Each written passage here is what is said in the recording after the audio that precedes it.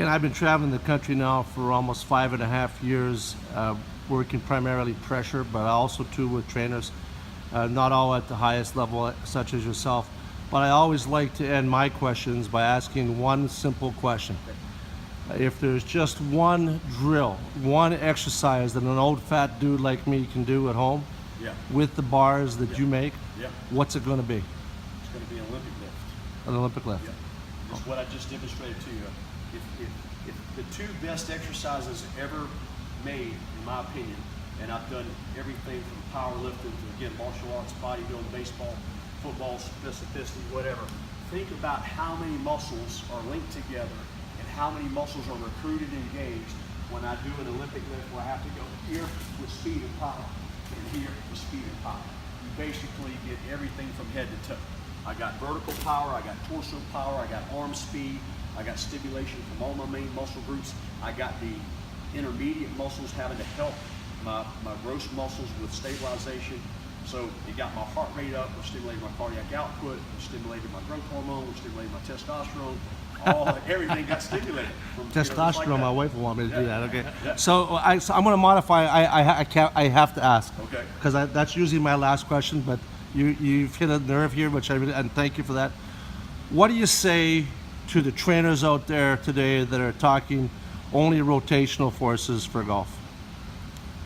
It's funny that you say that, because I just came back from a 2-hour lesson with Mike Bender, who's considered to be one of the top 5 teachers in the country. And he might get mad at me for putting this on film, but it was unbelievable to watch. Mike is a brainiac when it comes to understanding the golf swing. He loves what Ben Hogan did with his swing back in the day. He studied a lot with Mac O'Grady.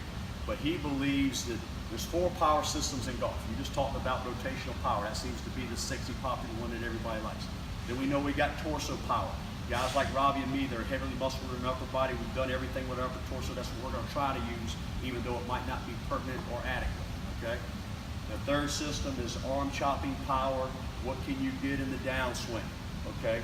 A lot of that has to do a lot more with extension and speed than it does with how big somebody's arms are, because really sometimes they're bigger, they're slower. Okay. But this is the one that most people are not paying attention to unless they're really going back in history and studying the game. How much power you produce between the elbow and the wrist is huge. And most people are not doing that. Well, Mike Bender sat in a chair with a swivel on it, with his feet off the ground. He had his TrackMan hooked up, he had the V1 hooked up, and he made swings with a 7-iron. And he watched the mile per hour, he watched the trajectory and everything. And now think about that. He's sitting in a swivel chair, his feet are not touching the ground, he just went just with his arms and hands. This power system number 4 in golf. Then he went to a chair that had some stabilization, it had legs on it, did the same thing. Then he went off his knees, and then he went full swing regular. Okay? Between the one on the chair with no stability whatsoever to his full swing, there's 3 miles an hour difference. So you're going to tell me that rotational is the holy grail of golf? I'm not a rotation guy, so that you're yeah, awesome. So we need to take advantage of what the older guys that didn't have all this technology already knew from learning it out of the ground, that you're going to hit the golf ball or your hands are attached to the club, so what you do between the elbow and the wrist can be really important and really fast. Think about it. Are these muscles quicker than these muscles? Yes, much faster. Amen. Thank you very much, KT. Thank you.